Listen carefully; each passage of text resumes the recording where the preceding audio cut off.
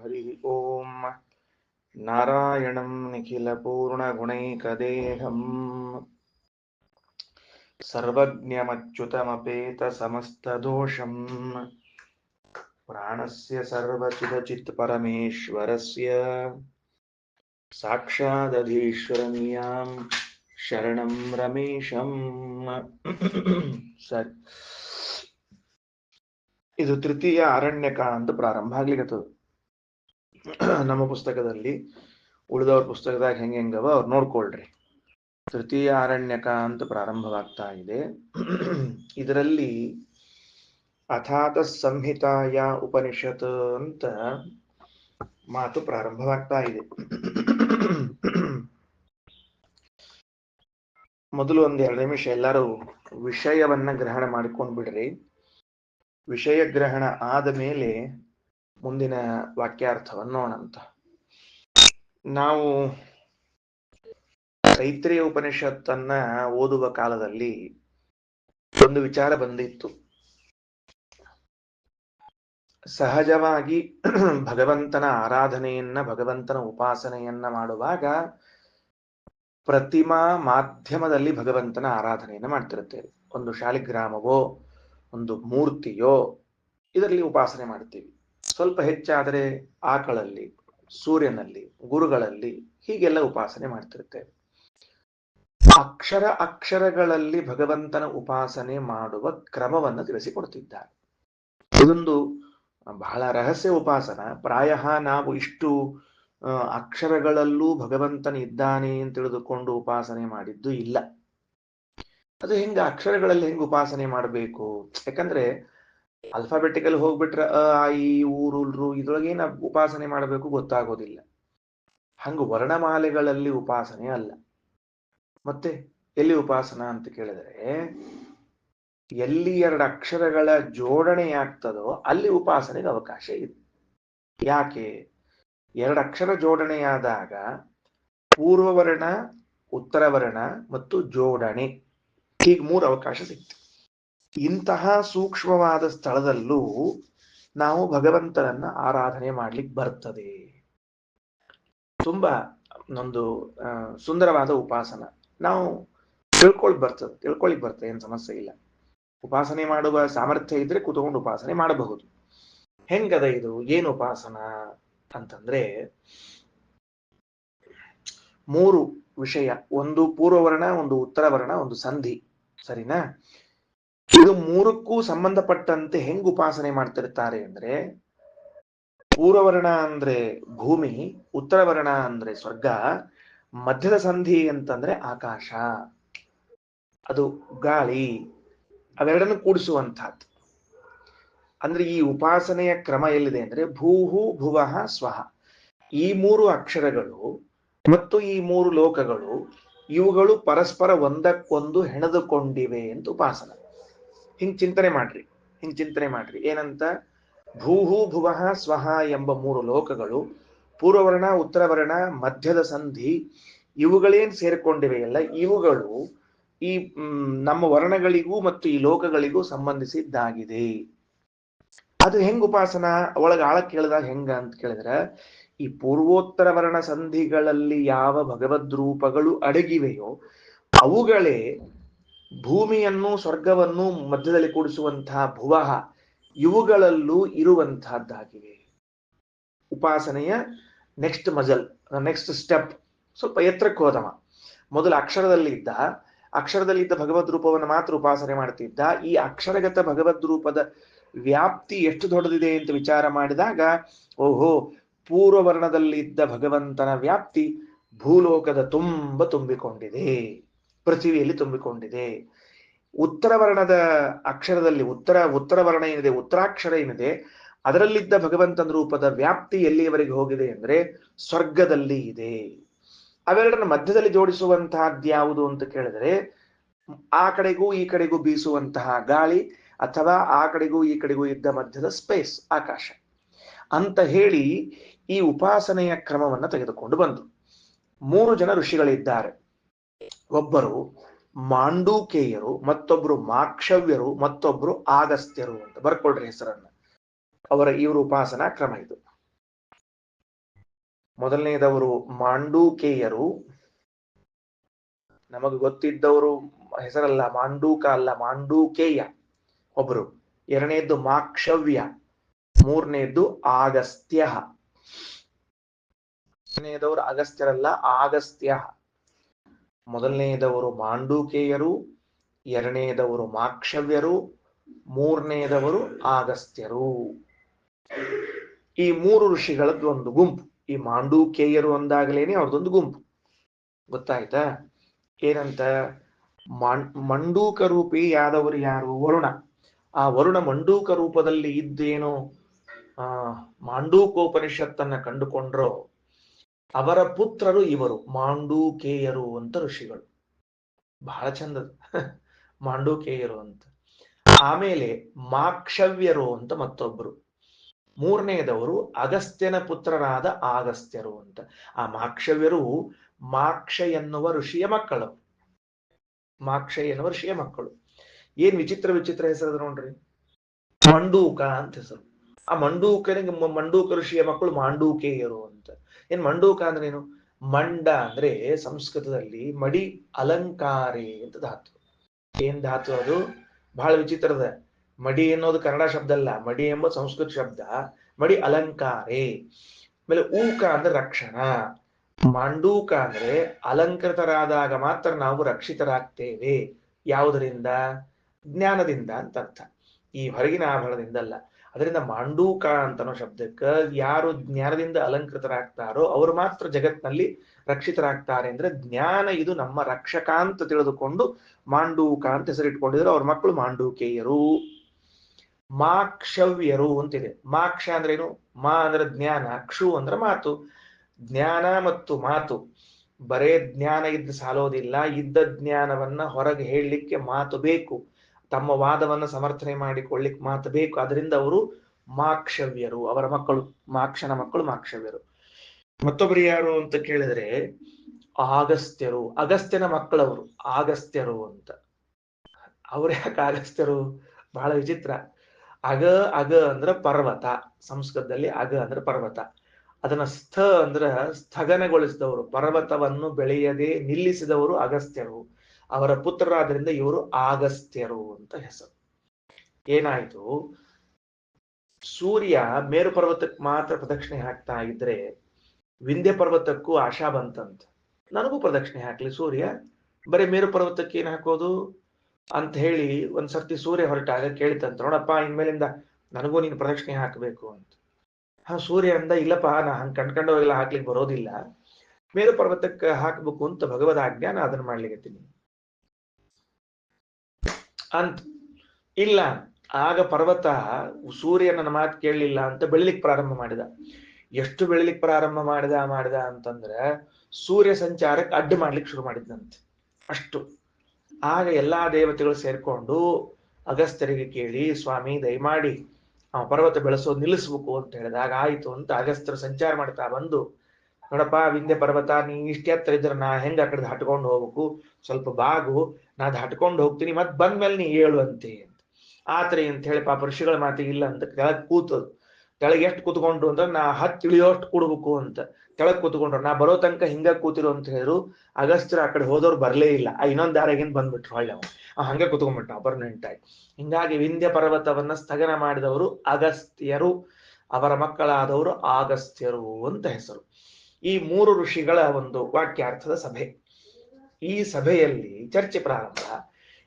ಇದಕ್ಕೆ ಸಿದ್ಧಾಂತ ಕೊಟ್ಟವನು ಯಾರು ಅಂದ್ರೆ ಪರಮಾತ್ಮ ಸ್ವತಃ ಸಿದ್ಧಾಂತ ಮಾಡಿದವನು ಮಹಿದಾಸರೂಪಿ ಐತರಿಗೆ. ಏನಂತಾರ? ಪೂರ್ವವರ್ಣ ಉತ್ತರವರ್ಣಗಳು ಯಾರು, ಸಂಹಿತಾ ಯಾರು ಅಂತ ಒಂದು ಪ್ರಶ್ನೆ. ಅದಕ್ಕೆ ದೃಷ್ಟಾಂತತ್ವೇನ್ ನಾವು ತೆಗೆದುಕೊಳ್ಳುವುದು ವಿಷ್ಣು ಅನ್ನುವಂತಹ ಅಕ್ಷರವನ್ನು ತೆಗೆದುಕೊಳ್ಳೋಣ. ಹಂಗೇನು ವಿಷ್ಣು ತಗೋಬೇಕು ಅಂತ ಏನಿಲ್ಲ, ಆಚಾರ್ಯರು ಬೇಗನೆ ಅರ್ಥ ಆಗ್ತದ ಅನ್ನೋದಕ್ಕೆ ವಿಷ್ಣುವನ್ನು ತಗೊಂಡಿದ್ದಾರೆ. ರಾಮ ಅಂತದ, ರಾಮ ಶಬ್ದವನ್ನು ತಗೊಳ್ರಿ. ಪರಶುರಾಮ ಅಂತದ, ನಾರಾಯಣ ಅಂತದ, ಎಲ್ಲ ಕಡೆಗೂ ಅಕ್ಷರ ಜೋಡಣೆ ಆಗೇ ಬಿಟ್ಟದಲ್ಲ. ಈಗ ಪೂರ್ವವರ್ಣಕ್ಕೆ ಯಾರು, ಉತ್ತರವರ್ಣಕ್ಕೆ ಯಾರು, ಸಂಧಿಗೆ ಯಾರು? ಅದಕ್ಕೆ ಮಾಂಡೂಕೇಯರಂದ್ರು ಪೂರ್ವವರ್ಣಕ್ಕೆ ಪೃಥ್ವಿ, ಉತ್ತರವರ್ಣಕ್ಕೆ ದ್ಯೌಹು, ಸಂಧಿಗೆ ವಾಯು. ಇಷ್ಟು ಉಪಾಸನೆ ಮಾಡ್ಬಿಡೋಣ ಅಂತ. ಸರಿ ಆಯ್ತಾ? ಬರ್ಕೊಂಡ್ರೆ ಅಭ್ಯಾಸ ಆಯ್ತಾ? ಚಂದದ ಮುಂದೆ ಹೇಳ್ತೇನೆ, ವಿಷಯ ಹೇಳ್ತೇನೆಲ್ಲ. ಪೂರ್ವವರ್ಣಕ್ಕೆ ಪೃಥ್ವಿ, ಉತ್ತರ ವರ್ಣಕ್ಕೆ ಮತ್ತ ಸ್ವರ್ಗ ದೇವು, ಮತ್ತೆ ಮಧ್ಯದಲ್ಲಿ ಇರುವಂತಹದ್ದು ವಾಯು. ಸಂಧಿಯಲ್ಲಿ ಅಂತ ಅರ್ಥ. ಏನಾಯ್ತು, ಅವರು ಹೆಂಗ ಅನುಸಂಧಾನ ಶುರು ಮಾಡಿದ್ರು ಮಾಂಡೂಕ್ಯರು? ನಾನು ಪೂರ್ವವರ್ಣದಲ್ಲಿದ್ದ ಭಗವಂತನ ಉಪಾಸನೆ ಮಾಡುತ್ತೇನೆ. ಆ ಅರ್ಥ ಆಗ್ಲಿಕ್ಕೆ ವಿಷಯ ತಿಳಿಲಿಕ್ಕತ್ತದಲ್ಲ, ಹಿಂಗ ಆ ಪೂರ್ವವರ್ಣ ಉತ್ತರ ವರ್ಣಗಳವ, ಮಧ್ಯದಲ್ಲಿ ಸಂಧಿ ಅದ. ಆ ಪೂರ್ವವರ್ಣದಲ್ಲಿದ್ದ ಭಗವಂತನ ಉಪಾಸನೆ ಏನ್ ಮಾಡ್ತಾ ಮಾಡ್ತಾ ಈ ಪೂರ್ವವರ್ಣ ಪೃಥ್ವಿಗೆ ಸಂಬಂಧಪಟ್ಟದ ಅಲ್ಲ. ಯಾಕ? ನಾನು ಸಂಧಿ ಅಕ್ಷರಗಳಲ್ಲಿನ ಪೂರ್ವವರ್ಣದ ಯಾವ ಭಗವದ್ ರೂಪದ ಚಿಂತನೆ ಮಾಡ್ತಿದ್ದೀನೋ ಅವನಿಗೂ ಈ ಪೃಥ್ವಿಗೂ ಏನೋ ಸಂಬಂಧ ಇದೆ. ನಾನು ಉತ್ತರ ವರ್ಣದಲ್ಲಿದ್ದ ಭಗವದ್ ರೂಪಕ್ಕೆ ಏನ್ ಚಿಂತನೆ ಮಾಡ್ತಿದ್ದೀನೋ ಅದಕ್ಕೂ ಮತ್ತು ಸ್ವರ್ಗಕ್ಕೂ ಏನೋ ಸಂಬಂಧ ಇದೆ. ಮಧ್ಯದಲ್ಲಿ ಏನು ಸಂಧಿಯಾದಾಗ ನಾನೇನು ವಾಯು ಅಂತ ತಿಳ್ಕೊಂಡು ಉಪಾಸನೆ ಮಾಡ್ಲಿಕ್ಕತ್ತೀನು, ಅದಕ್ಕೂ ಈ ವಾಯುವಿಗೂ ಏನೋ ಸಂಬಂಧ ಇದೆ ಅಂತ ಪ್ರಶ್ನೆ. ಯಾರ್ಯಾರು ಅಂದ್ರೆ ಪೂರ್ವವರ್ಣದಲ್ಲಿ ಉಪಾಸನೆ ಮಾಡ್ಲಿಕ್ಕೆ ಹೊರಟ ಭಗವದ್ ರೂಪ ವರಾಹ. ಬರ್ಕೊಳ್ರಿ, ಪೂರ್ವವರ್ಣದಲ್ಲಿ ವರಾಹ,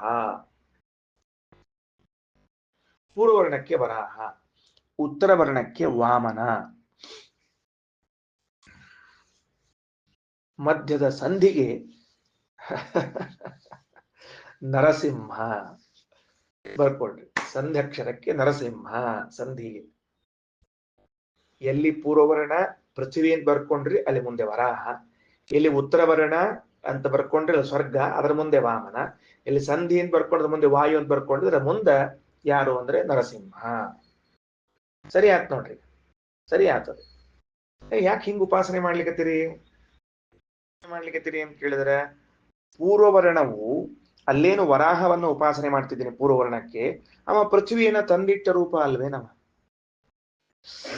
ಅರೆ ರೇ, ನಾನು ಸಂಧ್ಯಕ್ಷರಗಳಲ್ಲಿ ವಿಷ್ಣು ಅನ್ನುವಾಗ ವಿ ಅಂತನ್ನುವಂತಹ ಪೂರ್ವವರ್ಣವನ್ನು ಉಪಾಸನೆ ಮಾಡ್ತಾ ಇದ್ದಾಗ ವರಾಹ ರೂಪ ಅಂತ ಚಿಂತನೆ ಮಾಡ್ತಾ ಇದ್ದೆ. ಇದು ಇನ್ನೆಲ್ಲಿ ಬಂದಿದೆ ಅಂತ ನೋಡಿದಾಗ ಪೃಥ್ವಿಗೆ ಸಂಬಂಧಪಟ್ಟದ್ದು ಅಂತ ಗೊತ್ತಾಯ್ತು. ಯಾಕೆ? ಈ ವರಾಹನೇ ಆ ಭೂಮಿಯನ್ನು ತಂದಿಟ್ಟವನು. ಹಾಗಾದ್ರೆ ಪೂರ್ವವರ್ಣ ಪ್ರತಿಪಾದ್ಯನಾದ ಭಗವಂತ ಪೃಥ್ವಿಗೂ ನಿಯಾಮಕನಾಗಿದ್ದಾನೆ ಅಂತ ಉಪಾಸನೆ ಮಾಡಿದ. ಸರಿ, ಉತ್ತರ ವರ್ಣದಲ್ಲಿ ನಾನು ಯಾರನ್ನು ಉಪಾಸನೆ ಮಾಡ್ಲಿಕ್ಕತ್ತಿದ್ದೆ? ವಾಮನನ್ನು ಉಪಾಸನೆ ಮಾಡ್ತಿದ್ದೆ. ಅವನು ಸ್ವರ್ಗಕ್ಕೂ ಸಂಬಂಧಪಟ್ಟ ದೇವತೆ ಅಲ್ವೇನು? ಅವನು ಯಾಕೆ ಸ್ವರ್ಗಕ್ಕೆ ಸಂಬಂಧಪಟ್ಟ? ಇಂದ್ರನಿಗೆ 3 ಭೂಮಿಯನ್ನ 3 ಪಾದವನ್ನ ಅಳೆದು ಸ್ವರ್ಗವನ್ನ ತಿರುಗಿಸಿ ಕೊಟ್ಟವನಲ್ವೋ ಅವನು? ಬಲಿಚಕ್ರವರ್ತಿಯ ಕಡೆಯಿಂದ ಬಲಿಯ ಕಡೆಯಿಂದ ಭೂಹು ಭುವಃ ಸ್ವಹ ಅಂತ 3 ಪಾದ ಅಳೆದು ಕೊನೆಗೆ ಸ್ವರ್ಗವನ್ನ ಅವನಿಗೆ ಕೊಟ್ಟವನಲ್ವೋ? ಹಂಗಾರೆ ವಾಮನ ಅಲ್ಲಿ ಇದ್ದವನಲ್ವೋ? ಹಂಗಾರೆ ನನ್ನ ಉತ್ತರ ವರ್ಣದಲ್ಲಿದ್ದ ಭಗವದ್ ರೂಪಕ್ಕೂ ಸ್ವರ್ಗಕ್ಕೂ ಸಂಬಂಧ ಇದೆ ಅಂತ ಆಯ್ತು. ಪೂರ್ವವರ್ಣದಲ್ಲಿದ್ದ ವರಾಹ ಪೃಥ್ವಿಗೆ ಸಂಬಂಧಪಟ್ಟವನಾದ, ಉತ್ತರ ವರ್ಣದಲ್ಲಿದ್ದ ವಾಮನ ಇದಕ್ಕೆ ಸ್ವರ್ಗಕ್ಕೆ ಸಂಬಂಧಪಟ್ಟವನಾದ. ಮಧ್ಯದಲ್ಲಿ ಒಂದು ಬಂತೀಗ ವಾಯು ಸಂಧಿ. ಅದಕ್ಕೆ ಯಾರು ಸಂಧಿಗೆ ಅಂತ ಕೇಳಿದ್ರೆ ಅದಕ್ಕೆ ವಾಯು ಅಂದ್ರೆ ಇಲ್ಲಿ ಬಂದ ವಾಯು ಬೇರೆ ಇದ್ದಾರೆ. ಇವರು ಪ್ರಬಹ ವಾಯುದೇವರು, ಮರೀಚಿ ಅಂತ ಅವರ ಹೆಸರಿದೆ. ಅದರ ಬಗ್ಗೆ ವಿಶೇಷವಾಗಿ ಚರ್ಚೆ ಮಾಡೋಣ ಮತ್ತೆ. ಯಾರಪ್ಪ ಇವರು? ವಾಯು ಒಂದು ಯಾರು ಕೊಟ್ಟಾರ?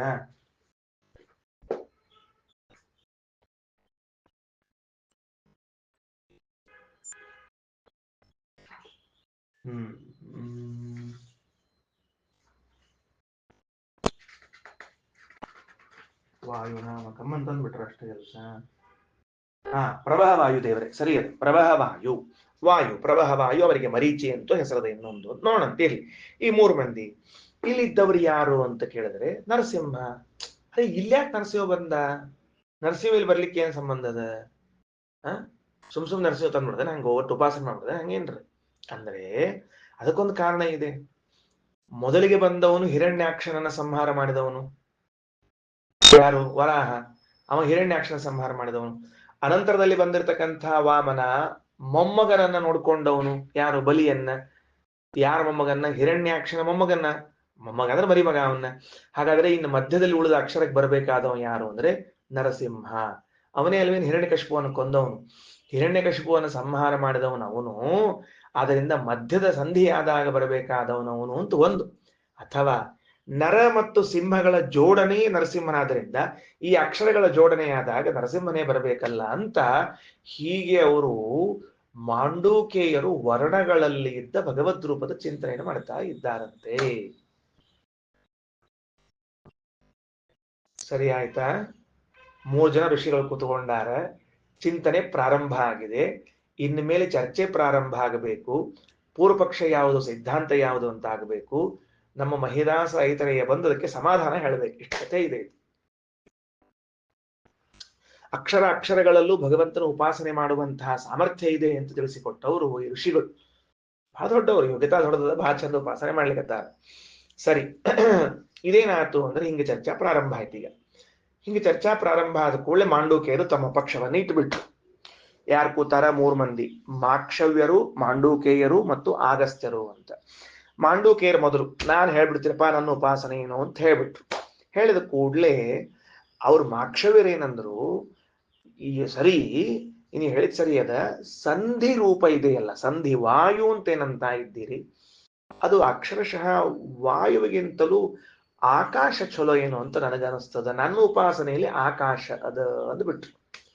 ಏನಂದ್ರು? ಆಕಾಶ.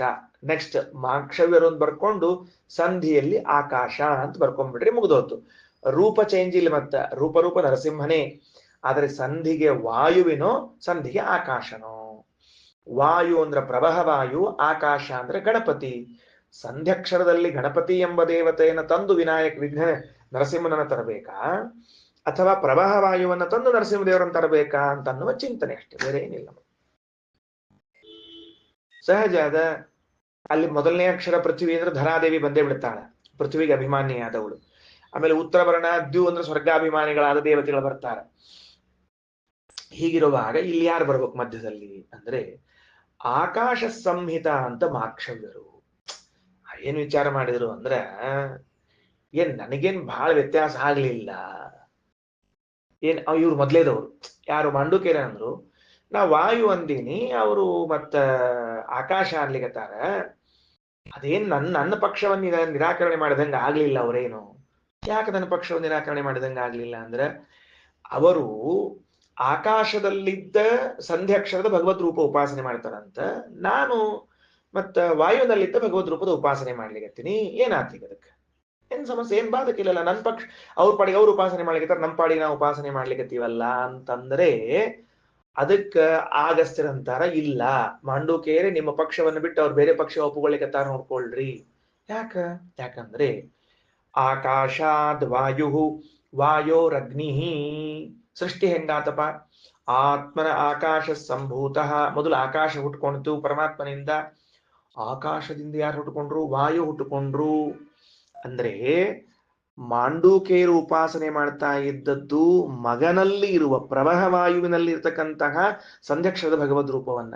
ಮಾಕ್ಷವ್ಯರು ಉಪಾಸನೆ ಮಾಡ್ತಾ ಇದ್ದದ್ದು ತಂದೆ ಎನಿಸಿದ ಆಕಾಶದಲ್ಲಿರ್ತಕ್ಕಂತಹ ಸಂಧ್ಯಕ್ಷರದ ಭಗವದ್ ರೂಪವನ್ನ. ವ್ಯತ್ಯಾಸ ಆಯ್ತಲ್ಲ. ಮತ್ತೆ ನಿಮ್ ಪಕ್ಷವನ್ನ ಯಾಕೆ ನೀವು ಅವರು ನಿರಾಕರಣೆ ಮಾಡಿಲ್ಲ, ಬಿಟ್ಟಿಲ್ಲ ಅಂತ ಯಾಕೆ ಅನ್ಕೊಂಡ್ರಿ? ಅಪ್ಪ ಮಕ್ಕಳ ಪಕ್ಷ ಇದೆಯಲ್ಲ ಇಲ್ಲಿ. ಹೆಂಗ ಅಪ್ಪ ಮಕ್ಕಳ ಪಕ್ಷ? ಆಕಾಶ ಮೊದಲು ಹುಟ್ಟಿತು, ಮತ್ತೆ ವಾಯು ಆಮೇಲೆ ಹುಟ್ಟಿತು. ಆಕಾಶ ಆತ್ಮನ ಆಕಾಶ ಸಂಭೂತ, ಆಕಾಶಾದ್ ವಾಯು. ಅದಕ್ಕ ನಿಮ್ಮ ಪಕ್ಷವನ್ನ ಅವ್ರು ಕೈ ಬಿಟ್ಟಾರ, ಅವ್ರ ಪಕ್ಷವನ್ನೇ ಅವ್ರು ತಗೊಂಡಾರ ಅಂತ ನನಗನಸ್ತದ ಅಂದ್ಬಿಟ್ರು. ಅಂದ ಕೂಡ್ಲಿ ಈಗ ಬಂತ ನೋಡ್ರಿ. ಹಂಗಾರೆ ಯಾರು ತಗೋಬೇಕು ಈಗ? ವಿಷಯ ಅರ್ಥ ಆಯ್ತಿಲ್ಲ ಏನಂತ ಹೇಳಿ. ಸೃಷ್ಟಿಯಲ್ಲಿ ಬರುವಾಗ ಆಕಾಶವು ಮೊದಲಿಗೆ ಬರ್ತದ, ವಾಯು ಅನಂತರದಲ್ಲಿ ಬರ್ತದೆ ಸರಳವಾಗಿ. ಮತ್ತು ಮಾಕ್ಷವ್ಯರು ಸೃಷ್ಟಿಯಲ್ಲಿ, ಪಂಚಭೂತಗಳ ಸೃಷ್ಟಿಯಲ್ಲಿ ಮೊದಲಿಗೆ ಬಂದಿರುವಂತಹ ಆಕಾಶವನ್ನೇ ತಗೊಂಡಿದ್ದಾರೆ ಸಂಧ್ಯಕ್ಷರದಲ್ಲಿ. ನೀವು ಅವನ ಪುತ್ರನೆನಿಸಿರುವಂತಹ ವಾಯುವನ್ನು ತಗೊಂಡಿದ್ದೀರಿ. ನಿಮ್ಮ ಪಕ್ಷವೇ ಗೌಣವಾಯಿತು, ಅವ್ರ ಪಕ್ಷವೇ ಶ್ರೇಷ್ಠವಾಯಿತಲ್ಲ ಅಂತ ಅಗಸ್ತ್ಯನ ಮಕ್ಕಳು ಹೇಳಿದಾಗ ಅದಕ್ಕೆ ಇಷ್ಟ ಹೇಳಿ ಕೂತ್ಬಿಟ್ರಿ. ಈಗ ಮುಂದೆ ಏನ್ ಮಾಡ್ಬೇಕು? ಯಾರ ಪಕ್ಷ ತಗೋಬೇಕು ಈಗ? ಅದಕ್ಕೆ ಮಹಿದಾಸ ಐತ್ರೆ ಹೇಳ್ತಾನ, don't worry, I am here ಅಂದ. ನೀನೇನ್ ಚಿಂತೆ ಮಾಡ್ಬೇಡ, ನಾ ಇದ್ದೀನಿ ಅಂತ. ಯಾಕ? ಏನ್ ಚಿಂತೆ ಮಾಡಬಾರದು? ಎರಡೂ ಪಕ್ಷ ಸರಿಯವಲ್ಲ ಅಂದ್ಬಿಟ್ಟ. ಎರಡೂ ಪಕ್ಷ ಹೆಂಗ್ ಸರಿ ಆಗ್ತಾವ್ರಿ ಸ್ವಾಮಿ ಅಂದ್ರು. ಯಾವಾಗ ಎರಡು ಪಕ್ಷ ಸರಿ ಅಂತ ಕರಿಬೇಕು ಅಂದ್ರೆ ಸಮಬಲ ಇದ್ದಾಗ ಎರಡು ಪಕ್ಷ ಸರಿ. ಹೌದಿಲ್ರಿ? ಇವ್ರ ಕಡೆನೂ ಅಷ್ಟೇ ಮೆಜಾರಿಟಿ, ಇವ್ರ ಕಡೆ ಅಷ್ಟೇ ಮೆಜಾರಿಟಿ, ಸಮಬಲ ಅಂತ ಕರೀತಾರ. ಇಲ್ಲಿ ಹೆಂಗ್ ಸಮಬಲ ಅದ? ಸಮಬಲ ಇಲ್ಲೇ ಇಲ್ಲ. ತಡ್ರಿ. ಏನು ಅಂದ್ರೆ, ನೀವು ಭೂತಗಳಲ್ಲಿ ನೋಡ್ತಾ ಇದ್ದೀರಿ, ಸ್ವಲ್ಪ ದೇವತಾ ವಿಷಯಕ್ಕೆ ನೋಡಿಕೊಳ್ಳ್ರಿ. ಅಧಿದೈವದಲ್ಲಿ ಬರ್ರಿ. ಅಧಿದೈವದಲ್ಲಿ ಬಂದಾಗ ಏನಾಗ್ತದ ಅಂದ್ರೆ, ಪ್ರವಹವಾಯು ಮೊದಲು ಹುಟ್ಟ್ಯಾನ, ಆಕಾಶಾಭಿಮಾನಿ ಆಮೇಲೆ ಹುಟ್ಟ್ಯಾರ. ಹೆಂಗಂತ ಕೇಳಿದ್ರ, ಅಹಂಕಾರ ತತ್ವಕ್ಕೆ ಮೂರು ಭಾಗಗಳು: ತೈಜಸ ಅಹಂಕಾರ, ತಾಮಸ ಅಹಂಕಾರ, ವೈಕಾರಿಕ ಅಹಂಕಾರ ಅಂತ ತಿಳಿದುಕೊಂಡು, ವೈಕಾರಿಕ ಅಹಂಕಾರದಿಂದ ಹುಟ್ಟಿದವರು ಯಾರು, ತೈಜಸ ಅಹಂಕಾರದಿಂದ ಹುಟ್ಟಿದವರು ಯಾರು, ತಾಮಸ ಅಹಂಕಾರದಿಂದ ಹುಟ್ಟಿದವರು ಯಾರು ಅಂತ ನೋಡಿದಾಗ, ವೈಕಾರಿಕ ಅಹಂಕಾರದಿಂದ ಎಲ್ಲಾ ವೈಕಾರಿಕ ಮನೋಜಜ್ಞೆ, ಮನಸ್ಸು ಹುಟ್ಟಿಕೊಂಡದ, ಆಮೇಲೆ ದೇವತೆಗಳು ಹುಟ್ಟುಕೊಂಡಾರ. ಅದಾದ ಮೇಲೆ ತೇಜಸ ಅಹಂಕಾರದಿಂದ ಇಂದ್ರಿಯಗಳು ಹುಟ್ಟುಕೊಂಡಾವ, ತಾಮಸ ಅಹಂಕಾರದಿಂದ ಭೂತಗಳು ಹುಟ್ಟುಕೊಂಡಾವ. ಈ ಇಂದ್ರಿಯ ಯಾವುದು? ತ್ವಗೀಂದ್ರಿಯ. ಆ ತ್ವಗೀಂದ್ರಿಯಕ್ಕೆ ಅಭಿಮಾನಿಯಾದ ಪ್ರಭವಾಯುದೇವರು ತಾಮಸ ಅಹಂಕಾರದಿಂದ ಹುಟ್ಟುವ ಪದಾರ್ಥಗಳಿಗಿಂತ ಮೊದಲೇ ಹುಟ್ಟಿದ್ದರಿಂದಾಗಿ ಮೊದಲು ಹುಟ್ಟಿದವರು ಸೃಷ್ಟಿಯಲ್ಲಿ ಶ್ರೇಷ್ಠರು ಅಂತ ಕರೆಸ್ಕೋತಾರೆ. ಬ್ರಹ್ಮದೇವರು ಸೃಷ್ಟಿಗಳು ಮೊದಲು ಬಂದಿದ್ದಕ್ಕೆ ಶ್ರೇಷ್ಠ ಆಗ್ಯಾರಿಲ್ಲ ಮತ್ತೆ. ಹಂಗಾಗಿ ತೈಜಸ ಅಹಂಕಾರ, ವೈಕಾರಿಕ ಅಹಂಕಾರದಿಂದಾಗಿ ದೇವತೆಗಳೆಲ್ಲ ಹುಟ್ಟಿದ್ದಾರೆ. ಹಾಗಾಗಿ ಆ ದೇವತೆಗಳಲ್ಲಿ ತ್ವಗೀಂದ್ರಿಯಕ್ಕೆ ಅಭಿಮಾನಿಯಾದ ವಾಯು ಒಬ್ಬರಾದದ್ದರಿಂದ ಈ ಆಕಾಶಕ್ಕಿಂತ ಪೂರ್ವದಲ್ಲಿ ಹುಟ್ಟಿದವರು ಶ್ರೇಷ್ಠರಾಗ್ತಾರಾದ್ದರಿಂದ ವಾಯು ಪಕ್ಷ ಶ್ರೇಷ್ಠ. ಮತ್ತಂಗಾರ ಆಕಾಶ ಪಕ್ಷ ಏನ್ ಮಾಡ್ಬೇಕು ಅಂದ್ರೆ, ಪಂಚಭೂತಗಳಲ್ಲಿ ಹುಟ್ಟುವಾಗ ಆಕಾಶ ಮೊದಲು ಹುಟ್ಟುಕೊಂಡದ, ವಾಯು ಆಮೇಲೆ ಹುಟ್ಟುಕೊಂಡದ. ಅಧಿದೈವದಲ್ಲಿ ವಾಯು ಮೊದಲು, ಆಕಾಶ ಆಮೇಲೆ. ಅಧಿಭೂತದಲ್ಲಿ ಆಕಾಶ ಮೊದಲು, ವಾಯು ಆಮೇಲೆ. ಸಮಬಲ ಆಗಿರ್ತಲ್ಲ, ಸಮಬಲ ಆದದ್ರಿಂದಾಗಿ ಹೀಗಾದ್ರೂ ಉಪಾಸನೆ ಮಾಡ್ರಿ, ಹಾಗಾದ್ರೂ ಉಪಾಸನೆ ಮಾಡ್ರಿ, ಯಾವುದಕ್ಕೂ ದೋಷವಿಲ್ಲ ಅಂತ ಮಹಿದಾಸ ಇದರೆಯ ಜಜ್ಮೆಂಟ್ ಕೊಟ್ಟ.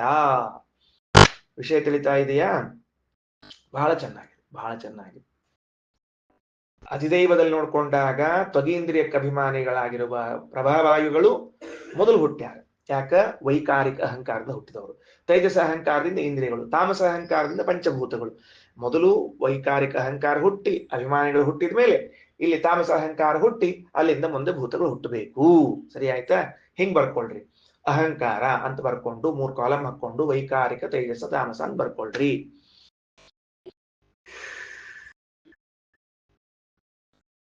ಅಹಂಕಾರ ಅಂತ ಬರ್ಕೊಂಡು ಅದಕ್ಕೆ 3 ಅಹಂಕಾರ.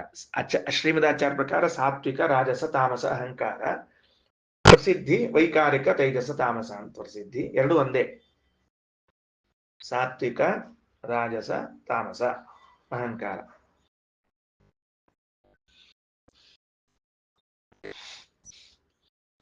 ಸರಿ ಆಯ್ತಾ? ಬರ್ಕೊಂಡ್ರ? ಆ ಸಾತ್ವಿಕ ಅಹಂಕಾರ ಅಥವಾ ವೈಕಾರಿಕ ಅಹಂಕಾರದಲ್ಲಿ ಅದ್ರ ಕೆಳಗಡೆಗೆ ವಾಯು ಅಂತ ಬರ್ಕೊಳ್ರಿ. ಪ್ರಭಾವಾಯುನ ಮತ್ತ ವಾಯು.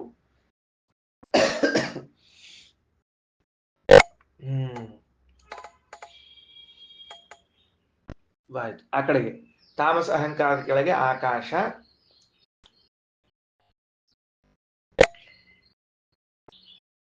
ಆ ಆಕಾಶದ ಕೆಳಗಡೆಗೆ ಯಾರನ್ ಬರ್ಕೋಕೋ?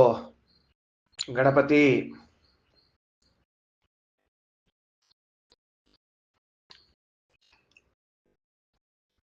ಸರಿ, ತೆಳಗಿನ ಸಾಲು ಪಂಚಭೂತಗಳನ್ನು ಬರ್ಕೊಳ್ರಿ. ತೆಳಗಿನ ಸಾಲು ಪಂಚಭೂತಗಳನ್ನು ಬರ್ಕೊಳ್ರಿ. ಪಂಚಭೂತಗಳನ್ನು ಬರ್ಕೊಳ್ರಿ. ಅದ್ರಲ್ಲಿ ಆಕಾಶ ಮೊದಲು ಬರ್ಕೊಂಡು ಸೆಕೆಂಡ್ ನಂಬರಿಗೆ ವಾಯು ಹಾಕೊಂಡ್ಬಿಡ್ರಿ. 2ನೇ ನಂಬರಿಗೆ ವಾಯು ಹಾಕೊಳ್ರಿ. 1ನೇ ನಂಬರಿಗೆ ಆಕಾಶ, 2ನೇ ನಂಬರಿಗೆ ವಾಯು ಹಾಕೊಂಡು ಆಕಾಶದ ಕೆಳಗ ಅಪ್ಪ, ವಾಯುವಿನ ಕೆಳಗ ಮಗ ಅಂತ ಬರ್ಕೊಳ್ರಿ. ಸರಿ ಆಯ್ತಾ?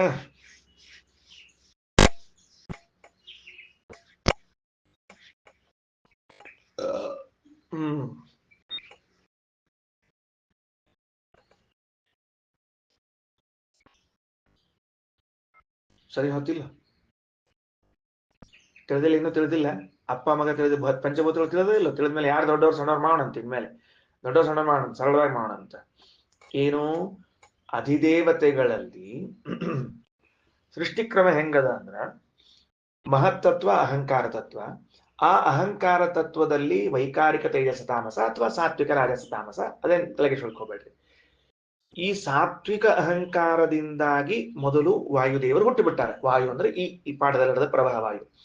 ಇದ ಆದ ಮೇಲೆ ತೈಜಸ ಅಹಂಕಾರ ಅಥವಾ ರಾಜಸ ಅಹಂಕಾರ, ಅದಾದ ಮೇಲೆ ತಾಮಸ ಅಹಂಕಾರ.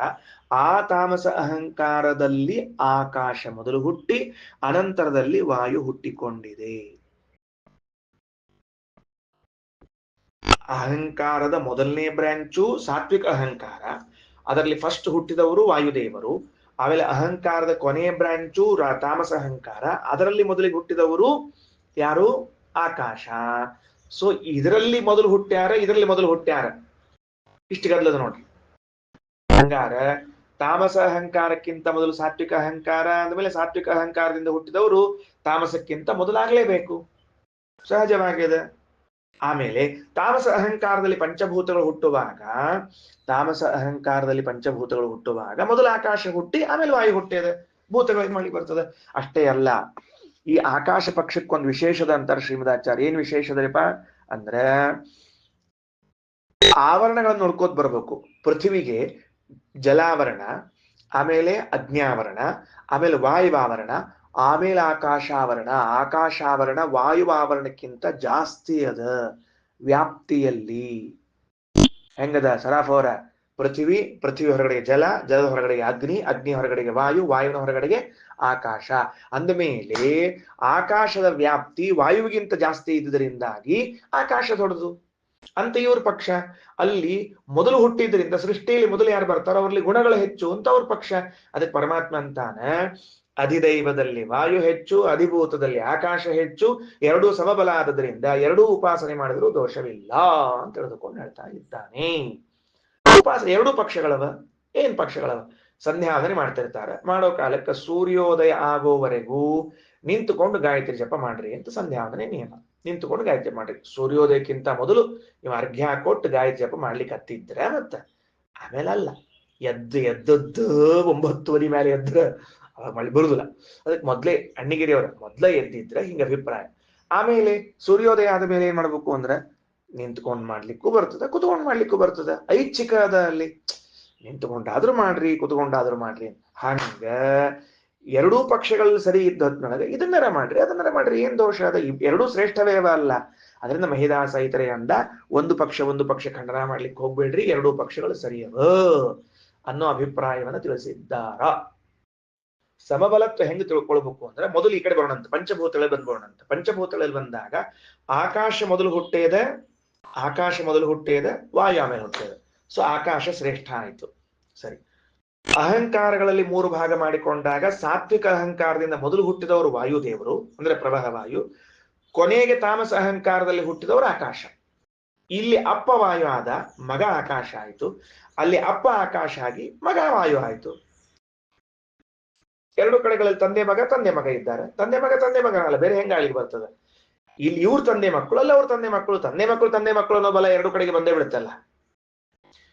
ಒಂದ್ ಕಡೆಗೆ ತಂದೆ ಆದವನು ಇನ್ನೊಂದ್ ಕಡೆ ಮಗ ಆಗಿದ್ದಾನ, ಇನ್ನೊಂದ್ ಕಡೆ ಮಗ ಆದವನು ಮತ್ತೊಂದ್ ಕಡೆ ತಂದೆ ಆಗ್ಯಾನ. ಸಮಬಲ ಆಯ್ತಲ್ಲ. ಮತ್ತೀಗ ಕಲ್ಪನಾ ಬಂತ. ಈಗ ಸಾತ್ವಿಕ ಅಹಂಕಾರ ಮೊದಲು, ತಾಮಸ ಅಹಂಕಾರ ಕೊನೆಗೆ. ಹೋಗ್ಲಿ ಬಿಡ್ರಿ, ಒಂದ್ ಕೆಲಸ ಮಾಡ್ರಿ, ಅಹಂಕಾರವನ್ನು ಎಣಸ್ರಿ, ಅದ್ರಲ್ಲಿ ತಲೆಗಿಸ್ಕೊಬಿಡ್ರಿ, ಬಿಟ್ಬಿಡ್ರಿ, ಒಟ್ಟು ಬರ್ಕೊಂಡದೇ ತೆಗೆದ್ಬಿಡ್ರಿ, ಸರಳ ಹೇಳ್ರಿ. ಅಹಂಕಾರದಲ್ಲಿ ಫಸ್ಟ್ ಯಾವುದು? ಸಾತ್ವಿಕ ಅಹಂಕಾರ. ಸೆಕೆಂಡ್ ಯಾವುದು? ರಾಜಸ ಅಹಂಕಾರ. ಥರ್ಡ್ ಯಾವುದು? ತಾಮಸ ಅಹಂಕಾರ. ಹಿಂಗೆ ಕ್ರಮ ಯಾವಾಗ್ಲು. ಮೊದಲು ಸಾತ್ವಿಕ ಅಹಂಕಾರದಿಂದ ಹುಟ್ಟಿದವರು ಯಾರಿದ್ದಾರೆ, ತಾಮಸ ಅಹಂಕಾರದಿಂದ ಹುಟ್ಟಿದವರು ಯಾರಿದ್ದಾರೆ ನೋಡ್ಕೊಂಡ್ರೆ ಫಸ್ಟ್ ಹುಟ್ಟಿದವರು ವಾಯು ಆಗ್ತಾರೆ, ಲಾಸ್ಟ್ ಹುಟ್ಟಿದವರು ಆಕಾಶ ಆಗ್ತದೆ. ಅಪ್ಪ ವಾಯು ಆದ, ಮಗ ಆಕಾಶ ಆದ. ಎಲ್ಲಿ? ಅಧಿದೈವದಲ್ಲಿ. ಎರಡನೇ ಪಕ್ಷಕ್ಕೆ ಬಂದಾಗ ಪಂಚಭೂತಗಳಲ್ಲಿ ಮೊದಲು ಆಕಾಶ ಹುಟ್ಟಿದ, ಆಮೇಲೆ ವಾಯು ಹುಟ್ಟ್ಯಾರ. ಅಪ್ಪ ಯಾರಾದ್ರು? ಆಕಾಶ ಅಪ್ಪ ಆದರು, ಮಗ ವಾಯು ಆದರು. ಈ ಕಡೆ ಭೂತದಲ್ಲಿ ಇದ್ದವರು ದೈವದಲ್ಲಿ ಮಗ ಆಗ್ಯಾರ, ದೈವದಲ್ಲಿ ಇದ್ದವರು ಭೂತದಲ್ಲಿ ಮಗ ಆಗ್ಯಾರ. ಸಮಬಲತ್ವ ಎರಡು ಕಡೆಗೆ ಅದ. ವಿಚಾರ ಮಾಡೋಣಂತ, ಸ್ವಲ್ಪ ಮುಂದೆ ಹೋಗೋಣಂತ, ಇಷ್ಟು ನಿಲ್ಸ್ಬೋಣಂತ. ಅದರಿಂದ ಎರಡರಲ್ಲಿ ಯಾವ ರೀತಿಯಿಂದ ಉಪಾಸನೆ ಮಾಡಿದರೂ ಕೂಡ ಯಾವ ತೊಂದರೆ ಇಲ್ಲ ಅನ್ನುವಂತಹ ಸಿದ್ಧಾಂತವನ್ನ ಹೇಳ್ತಾನೆ. ಒಂದೇ ಸರ್ತಿಗೆ ಅರ್ಥ ಆಗದೆ ಇದ್ರೆ ಏನ್ ಬಾಧಕ ಇಲ್ಲ, ಮತ್ತೆ ಚಿಂತನೆ ಮಾಡೋಣಂತೆ, ಅದೇನ್ ತಿಳಿಬೇಕು, ಒಮ್ಮೆ ಹೋಗ್ಬೇಕು ಅಂತ ಇದು ಒತ್ತಡ ಮಾಡ್ಕೋಬೇಡ್ರಿ. ಸರಿ, ಈಗೇನಾಯಿತು? ಒಟ್ಟಿನಲ್ಲಿ 3 ಜನ ಋಷಿಗಳು ಸೇರಿಕೊಂಡು ಉಪಾಸನೆಯನ್ನು ಮಾಡ್ತಾ ಕೂತಿದ್ದಾರೆ.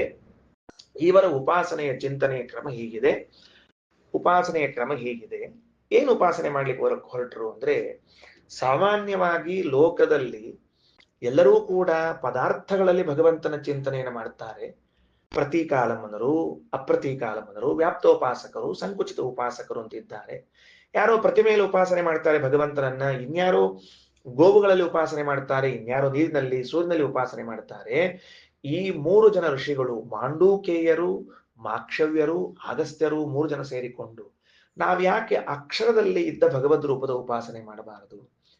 ಅಕ್ಷರದಲ್ಲಿ ಭಗವದ್ ರೂಪಗಳು ಇದ್ದೇ ಇವೆ, ನೀವೇನು ಉಪಾಸನೆ ಮಾಡುವುದಲ್ಲಿ ಅಂದ್ರ ವರ್ಣಮಾಲೆಯಲ್ಲಿದ್ದ ಅಕ್ಷರಗಳಲ್ಲ. ಅಜಾಯ ನಮಃ, ಆನಂದಾಯ ನಮಃ, ಇಂದ್ರಾಯ ನಮಃ, ಈಶಾಯ ನಮಃ ಅಲ್ಲ. ಎಲ್ಲಿ ವರ್ಣಗಳೆರಡು ಸೇರಿ ಸಂಧಿ ಆಗ್ತದೋ ಅಲ್ಲೊಂದು ಉಪಾಸನೆಗೆ ಅವಕಾಶ ಇದೆಯಲ್ಲ. ಹೇಗೆ ಪೂರ್ವವರ್ಣ, ಉತ್ತರ ವರ್ಣ, ಸಂಧಿ ಅಂತ 3 ಭಗವದ್ ರೂಪಗಳ ಚಿಂತನೆಗೆ ಅವಕಾಶ ಇದೆಯಲ್ಲ. ಹೌದಾ? ಏನಂತ ಚಿಂತನೆ ಮಾಡೋದು? ಮೊದಲನೇ ವರ್ಣ ಪೂರ್ವವರ್ಣದಲ್ಲಿ ಒಂದು ಭಗವದ್ ರೂಪವನ್ನು ಚಿಂತನೆ ಮಾಡೋಣ. ಅದರಲ್ಲಿ ವರಾಹ ಅಂತಿದೆ ಶಾಸ್ತ್ರದಲ್ಲಿ ಹೇಳಿದ್ದು. ಹಾಗಾಗಿ ಮಾಂಡೂಕೇಯರಂತಾರೆ ಪೂರ್ವವರ್ಣದಲ್ಲಿ ವರಾಹನು, ಉತ್ತರ ವರ್ಣದಲ್ಲಿ ವಾಮನನು, ಮಧ್ಯವರ್ಣದಲ್ಲಿ ನರಸಿಂಹನನ್ನು ಉಪಾಸನೆ ಮಾಡೋಣ. ಅರೆ ಇವರೇ ಭೂಹು ಭುವಃ ಸ್ವಹ ಎಂಬ 3 ಲೋಕಗಳಿಗೂ ಸಂಬಂಧಪಟ್ಟವರಲ್ವೇನು? ಯಾಕೆ ಅಂದ್ರೆ ಯಾವ ಸಂಧ್ಯಕ್ಷರದ ಸಂಧಿಯಾದ ವರ್ಣದಲ್ಲಿನ ಪೂರ್ವವರ್ಣ ಇದೆಯೋ ಅದರಲ್ಲಿ ವರಾಹನ ಚಿಂತನೆಯನ್ನು ಮಾಡ್ತಾ ಇದ್ರೆ ಅವನು ಪೃಥ್ವಿಗೆ ಸಂಬಂಧಪಟ್ಟವನು. ಪೃಥ್ವಿ ತನ್ನ ಕಕ್ಷೆಯಿಂದ ಜಾರಿದಾಗ ತಂದು ಮರಳಿ ಅಲ್ಲಿ ನಿಲ್ಲಿಸಿದವನಾದ್ದರಿಂದ ನಾನು ಉಪಾಸನೆ ಮಾಡುವ ಪೂರ್ವವರ್ಣದ ಭಗವದ್ ರೂಪವೂ ವರಾಹನು ಪೃಥ್ವಿಗೆ ಸಂಬಂಧಪಟ್ಟವನು ಅವನೇ. ಮೇಲೆ ಸ್ವರ್ಗಲೋಕಕ್ಕೆ ಸಂಬಂಧಪಟ್ಟದ್ದಾಗಿದೆ ಉತ್ತರ ವರ್ಣ. ಯಾಕೆ? ಅಲ್ಲಿ ನಾನು ಉಪಾಸನೆ ಮಾಡ್ತಾ ಇದ್ದದ್ದು ವಾಮನನನ್ನ.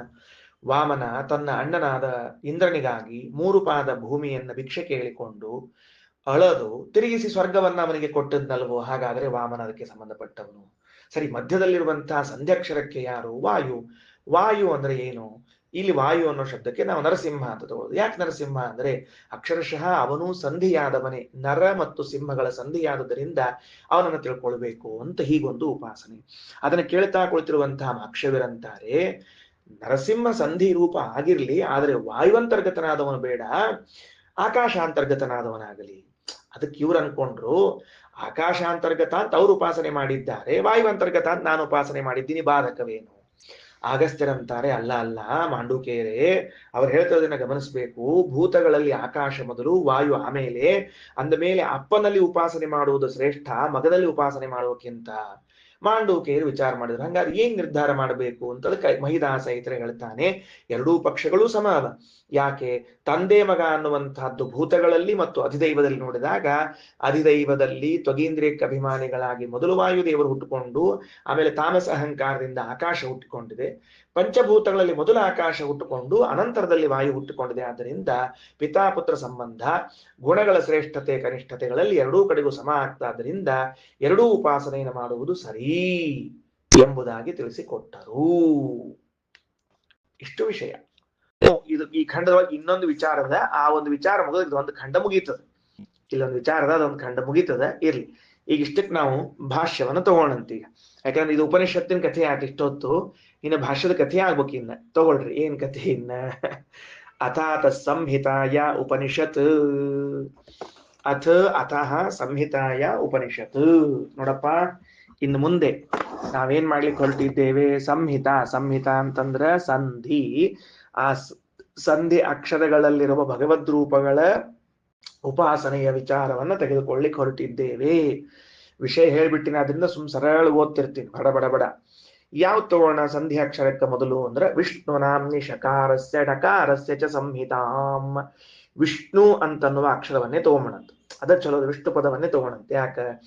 ಅಲ್ಲಿ ಶ ಮತ್ತು ಣಗಳೆರಡೂ ಕೂಡ ಸಂಧಿಯಾಗಿವೆ. ವಿಷ್ಣು ಅನ್ನುವಾಗ ವಿ ಉಪಸರ್ಗ, ಶ ಮತ್ತು ಣಗಳು ಕೂಡ್ಯಾವ.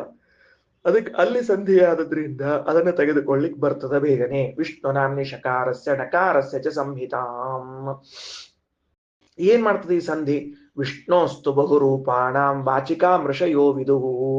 ಈ ಒಂದು ಸಂಧ್ಯಕ್ಷರವು ಭಗವಂತನ ಬಹಳ ರೂಪಗಳನ್ನು ತಿಳಿಸಿಕೊಡ್ತದೆ ಅಂತ ಮಾಂಡೂಕೇಯರು, ಮಾಕ್ಷವ್ಯರು, ಅಗಸ್ತ್ಯರು ಚಿಂತನೆ ಮಾಡ್ತಾರೆ. ಋಷಯೋ ವಿದುಹು ಏನಂತ? ತೌಚವರ್ಣವು ಅಂದ್ರೆ ವಾಚಕವು ಅಂದ್ರೆ ಭಗವಂತನ ಬಹುರೂಪಗಳನ್ನು ಹೇಳುತ್ತವೆ ಎಂದು ಋಷಿಗಳು ಹೇಳುತ್ತಾರೆ. ಆಯ್ತಾ? ಮುಂದ ತೌಚವರ್ಣವು ಹರೇ ಸಮ್ಯಕ ಸ್ವರೂಪ ಪ್ರತಿಪಾದಕವು. ಆ ಪೂರ್ವವರ್ಣ ಮತ್ತು ಉತ್ತರ ವರ್ಣಗಳು ಇಷ್ಟು ಸ್ಪಷ್ಟವಾಗಿ ಭಗವದ್ ರೂಪಗಳನ್ನ ಪ್ರತಿಪಾದನೆ ಮಾಡ್ತಾವ ಅಂದ್ರ ಬ್ಯೂಟಿಫುಲ್. ಪೂರ್ವವರ್ಣ ವರಾಹ ಭೂಮಿಗೆ ಹೋಗ್ಬಿಡ್ತು, ಉತ್ತರ ವರ್ಣ ವಾಮನ ಸ್ವರ್ಗಕ್ಕೆ ಹೋಯ್ತು. ಇಷ್ಟು ಸ್ಪಷ್ಟವಾಗಿ ಹೇಳ್ತಕ್ಕಂಥದ್ದಾಗಿವೆ. ಬಹುದೈವ ಸ್ಥಿತಸ್ಯಾಸ್ಯ ಸದೈವೈಕ ಸ್ವರೂಪಿಣ. ಆಶ್ಚರ್ಯ ಏನ್ ಗೊತ್ತೇನು? ಈ ವರ್ಣಗಳ ಆಟ ಎಷ್ಟು ಮಜಾ ಅದ ಅಂದ್ರ ಸದೈವ ಏಕಸ್ವರೂಪಿಣ. ವಿಚಾರ ಮಾಡಿ ನೋಡ್ರೆ, ಯಾವಾಗಲೂ ಒಂದೇ ಸ್ವರೂಪ ಅದು. ವಾಮನನೂ ಅವನೇ, ನರಸಿಂಹನೂ ಅವನೇ. ವಾಮನ ನರಸಿಂಹ ಇಬ್ಬರೂ ಅವರೇ ಆಗಿದ್ರು ಕೂಡ ಹಂಗಿದ್ರು ಈ ಅಕ್ಷರ ಅವನ ರೂಪಗಳನ್ನು ಬಿಡಿಸಿ ಬಿಡಿಸಿ ಹೇಳ್ತದಲ್ಲ, ಇದೊಂದು ಆಟ ಅಲ್ವಾ? ಇದೊಂದು ಆಟ ಅಲ್ವಾ? ಸದೈವ ಏಕಸ್ವರೂಪಿಣ ಬಹುದೈವ ಸ್ಥಿತಸ್ಯಾಸ್ಯ. ಬಹಳ ಇದ್ದಾನ, ಒಬ್ಬನೇ ಇದ್ದಾನ ಅಂದ್ರೆ ಅಕ್ಷರಗಳು ಏನ್ ಮಾಡ್ಲಿಕ್ಕತ್ತಾವ, ಭಗವದ್ ರೂಪಗಳ ಬಗ್ಗೆ ಒಂದು ಆಟ ನಡೆಸ್ಯಾವ. ಆಕ್ಚುಲಿ ಅವನ ಸ್ವರೂಪತಃ ಒಂದು, ಆದ್ರೆ ಅಕ್ಷರಗಳು ಬಿಡಿ ಬಿಡಿ ಇದ್ರಿಂದ ರೂಪಗಳನ್ನು ಬಿಡಿ ಬಿಡಿ ಮಾಡಿ ಹೇಳಿಕತ್ತದದು. ಇದೊಂದು ಆಟ ಅವರಿಗೆ. ಅದಕ್ಕೆ ಇದೊಂದು ಉಪಾಸನ. ವಿಷ್ಣು ನಾಮಾರ್ಥ ರೂಪತ್ವ ವೇದಾನಾಮಪಿ ಸರ್ವಶಃ. ಮತ್ತೊಂದು ಮಾತೇನ್ ಗೊತ್ತೇನು? ಶ್ರೀಮದಾಚಾರ್ಯ ದೊಡ್ಡ ಅನೌನ್ಸ್ಮೆಂಟ್. ಸಕಲ ವೇದಗಳು ಕೂಡ ವಿಷ್ಣು ನಾಮದ ಅರ್ಥ ಸ್ವರೂಪವಾಗಿದೆ. ಮುಗಿದೋದು, ಸ್ಟೇಟ್ಮೆಂಟ್ ಕೊಟ್ಬಿಟ್ರು. ಒಮ್ಮೆ ಹಂಗ್ ಧಡಿಲ್ಲ ಅಂತ ಹೇಳಿಕೆ ಕೊಟ್ರೆ ಹೆಂಗ್ರಿ ಆಚಾರ? ನಿನಗೇನ್ ತ್ರಾಸ ಆತು? ಅಲ್ರಿ, ವೇದಗಳ ಎಲ್ಲವೂ ವಿಷ್ಣು ನಾಮದ ಅರ್ಥ ಅಂತೀರಿ, ಹೆಂಗಂತ ಗೊತ್ತಾಗಬೇಕು ಬೇಡ ನಮಗೆ. ಅಂದ್ರೆ ವೇದಗಳಲ್ಲಿ ಸಂಧಿ ಸಂಧ್ಯಕ್ಷರಗಳವನೋ ಇಲ್ಲೇ ಇಷ್ಟೇ ಹೇಳ್ಬಿಡ ಮುಗಿದೋತು. ಅವ ಪೂರ್ವಾಕ್ಷರ ಉತ್ತರ ಸಂಧಿ. ಪೂರ್ವಾಕ್ಷರ ಉತ್ತರಾಕ್ಷರ ಸಂಧಿಗಳಿದ್ರೆ ಮೊದಲನೇದ್ದು ಸಂಧ್ಯಕ್ಷರಗಳಲ್ಲಿ ಋಷಿಗಳು ಉಪಾಸನೆ ಮಾಡಿದ್ದು ಯಾವ ಅಕ್ಷರವನ್ನ? ವಿಷ್ಣು ಅಂತ ಉಪಾಸನೆ ಮಾಡ್ಯಾರ. ಋಷಿಗಳೆಲ್ಲ ಉಪಾಸನೆ ಮಾಡಿದ್ದು ವಿಷ್ಣುವೇ. ಸಂಧಿ ಅಕ್ಷರಗಳಲ್ಲಿ ಇದ್ದದ್ದು ಪೂರ್ವವರ್ಣ ಉತ್ತರವರ್ಣ ಸಂಧಿ ಅಂದ ಮೇಲೆ ವೇದದಲ್ಲಿ ಬಂದ ಪೂರ್ವವರ್ಣ ಉತ್ತರವರ್ಣ ಸಂಧಿಗಳಲ್ಲಿ ಯಾರಿರ್ಬೇಕು? ವಿಷ್ಣುನೇ ಇರಬೇಕು. ಅಂದ್ಮೇಲೆ ಸಕಲ ವೇದಗಳು ಯಾವ ಶಬ್ದಾರ್ಥ ಹೇಳ್ಬೇಕು? ವಿಷ್ಣು ಶಬ್ದಾರ್ಥವನ್ನು ಹೇಳ್ತದ ಹೋಗ್ ಅಂತ ಕಳಿಸ್ಬಿಟ್ರು ಶ್ರೀಮದಾಚಾರ್ಯ. ಏನ ಅನುಸಂಧಾನ ನೋಡ್ರಿ, ಎಷ್ಟು ಎತ್ತರಕ್ಕೆ ಹೇಳ್ಯಾರ ಶ್ರೀಮದಾಚಾರ್ಯ ಎಲ್ಲರ. ಮೊದಲು ಸಂಧ್ಯಕ್ಷರಗಳ ಉಪಾಸನ, ಅದಕ್ಕೆ ದೃಷ್ಟಾಂತತ್ವೇನ ತಗೊಂಡದ್ದು ಅಂದ್ರೆ ನಿಜವಾಗಿ ಅವರಿಗೆ ಬೇಕಾದದ್ದು ವಿಷ್ಣು ಎಂಬಲ್ಲಿ ಬೇಕಾಗಿದೆ, ಅದು ಸಂಧ್ಯಕ್ಷರ. ಆ ಸಂಧ್ಯಕ್ಷರವನ್ನು ಇಟ್ಟುಕೊಂಡು ಪೂರ್ವವರ್ಣ ಉತ್ತರವರ್ಣಗಳನ್ನ ಸಂಧಿಯನ್ನು ಉಪಾಸನೆ ಮಾಡಿದ್ರು. ವೇದದಲ್ಲಿ ಸಂಧ್ಯಕ್ಷರಗಳು ಬರ್ತಾವ ಇಲ್ಲಪ್ಪ, ಅಲ್ಲಿ ಸಂಧ್ಯಕ್ಷರಗಳನ್ನ ನಾವು ದೃಷ್ಟಾಂತತ್ವೇನ ಮೊದಲು ತಗೊಂಡದ್ದು ಯಾವುದು? ವಿಷ್ಣು.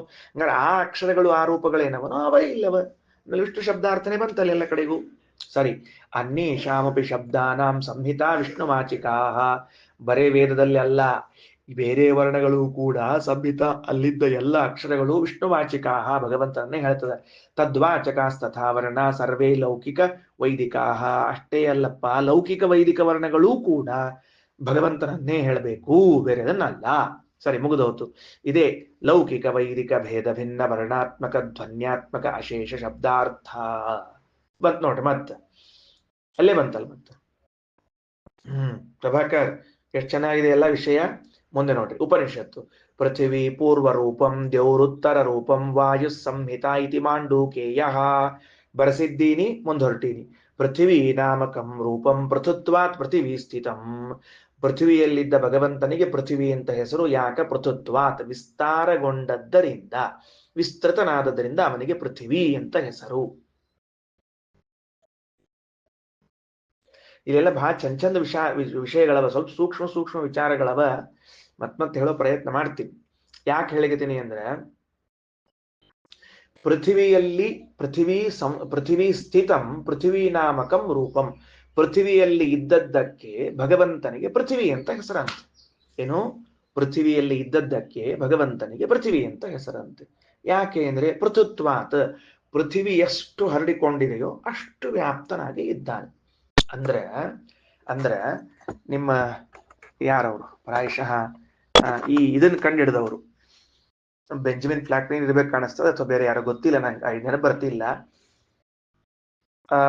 ನೀರನ್ನ ಪಾತ್ರೆಯಲ್ಲಿ ಹಾಕಿ ಪಾತ್ರೆಯ ಆಕಾರ ಬಂದು ಅದನ್ನು ಹೊರಗಡೆಗೆ ಹಾಕಿದಾಗ ಈ ನೀರಿನ ಅಳತೆಯು ಪಾತ್ರೆಯ ಅಳತೆಯು ಸಮಾನ ಅಂತ ಕಂಡುಕೊಂಡವರು ಅಂತೂ ಬರ್ತೀನಿ ನೋಡಿ. ಒಂದು ಸೈನ್ಸ್ ಒಳಗೆ ಒಂದೇನೋ ಥೆರಪಿ ಇದೇನೋ ಒಂದು ಸಬ್ಜೆಕ್ಟ್ ಅದ.